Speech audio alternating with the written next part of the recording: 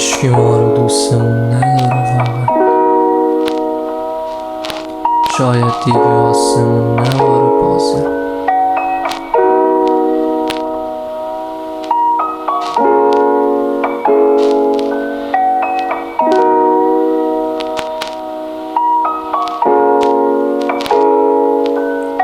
از عشقت که میکنه لباتو بوس، همون که به عشقش میکنی تو شب و تو روز، تا بارونی که میزنه تو هوای خوبیه و هیچکی دوستت نداره. حتی رفیقی که بقیه ثبات کرد تو اوج حواس پرتی کرده تباس جمع، تو نداری یا تمش میکرد برات خرج.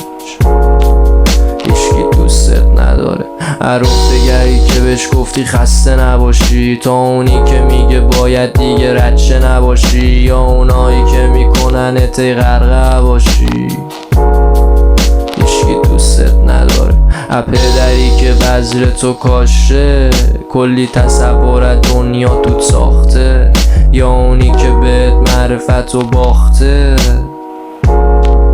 هیچکی دوستت نداره.